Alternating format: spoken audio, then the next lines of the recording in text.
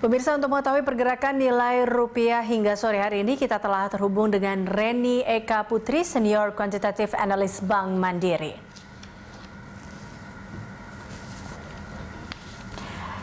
Mbak Reni, seperti apa posisi rupiah hingga sore hari ini, Mbak Reni?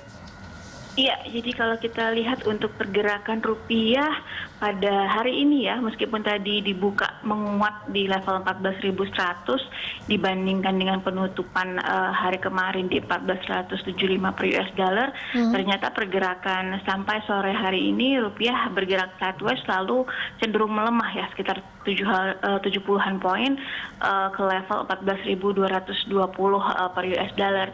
Jadi kalau kita lihat selama seminggu terakhir memang fluktuasi rupiah lebih lebar dibandingkan dengan minggu sebelumnya ya. Jadi untuk fluktuasi rupiah ada di kisaran 14.070 sampai 14.250 per US dollar. Artinya di sini juga volatilitasnya lebih meningkat sekitar 0,3 sampai 0,5%. Jadi kalau kita lihat untuk kondisi saat ini, memang tampaknya US dollar dibandingkan dengan rupiah untuk 2 hari terakhir ini cenderung menguat ya, Mbak Eliza.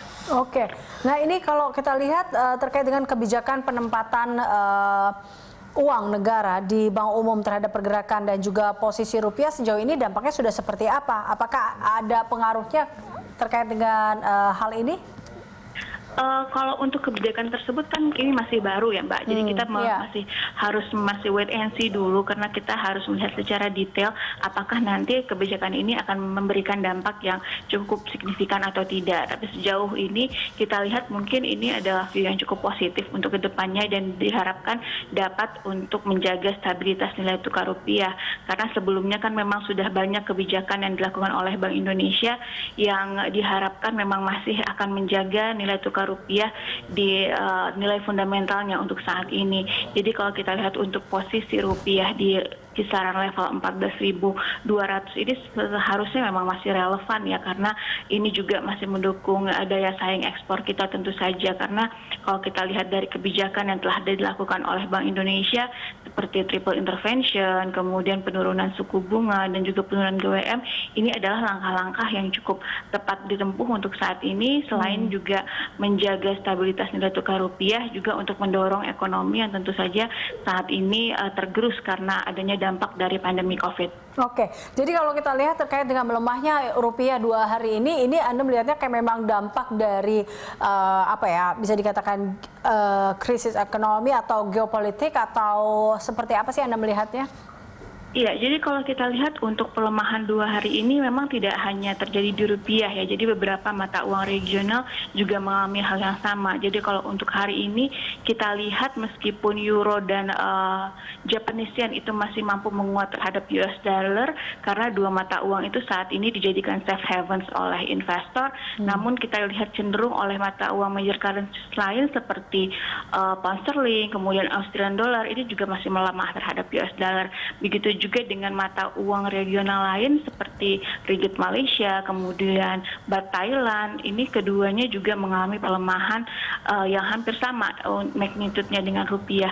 Jadi kita lihat tidak hanya semerta-merta dari faktor fundamental saja, tapi memang karena ada faktor-faktor seperti kekhawatiran terhadap second wave COVID, kemudian kekhawatiran terhadap sisi perlambatan ekonomi tentunya ya, karena kemarin juga IMF telah menurunkan kembali proyeksi perekonomian global dan juga Amerika Serikat dan juga Indonesia lebih buruk dibandingkan dengan proyeksinya pada April lalu, dan ini akan menjadi PR ke depan bagaimana kita harus melakukan langkah-langkah untuk mempercepat pertumbuhan ekonomi, dan kita harapkan juga kasus COVID ini segera selesai ya dan tidak terjadi second wave begitu Mbak Eliza.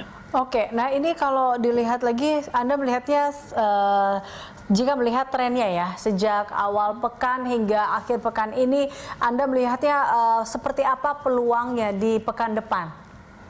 Jadi kalau untuk pekan depan kita juga harus wait and see terlebih dahulu terhadap perkembangan yang akan terjadi ya. Jadi pekan depan itu memang dari sisi data-data akan cukup banyak karena di awal bulan.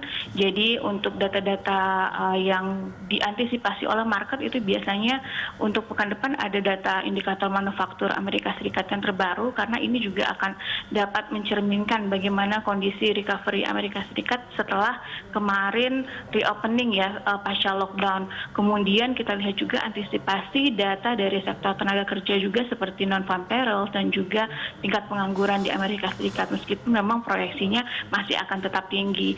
Kemudian dari domestik pekan depan tentunya bisa menjadi satu hal yang dicermati juga terkait data inflasi Juni ya yang akan dirilis di awal pekan depan atau di awal Juli.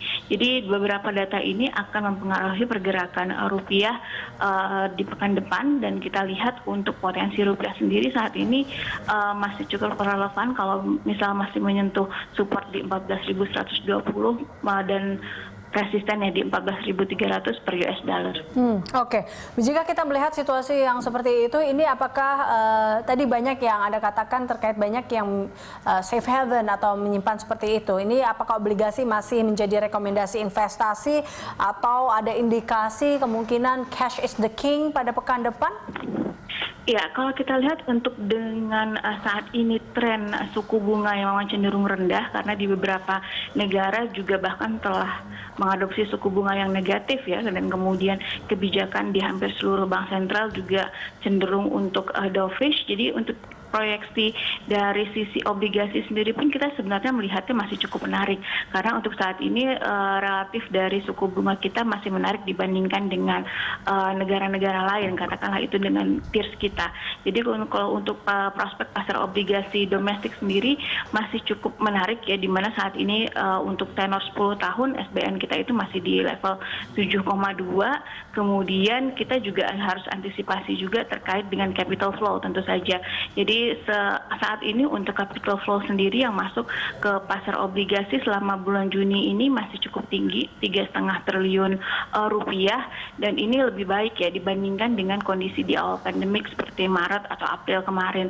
Jadi kita lihat memang pilihan bagi investor adalah untuk menempatkan dananya di safe haven aset. Jadi safe haven saat ini mungkin bisa dipilih di high quality bond atau pasar obligasi, dan juga mungkin beberapa di mata uang. Dan kita juga tidak menutup kemungkinan sebenarnya cash is king juga akan masih menjadi pilihan bagi investor.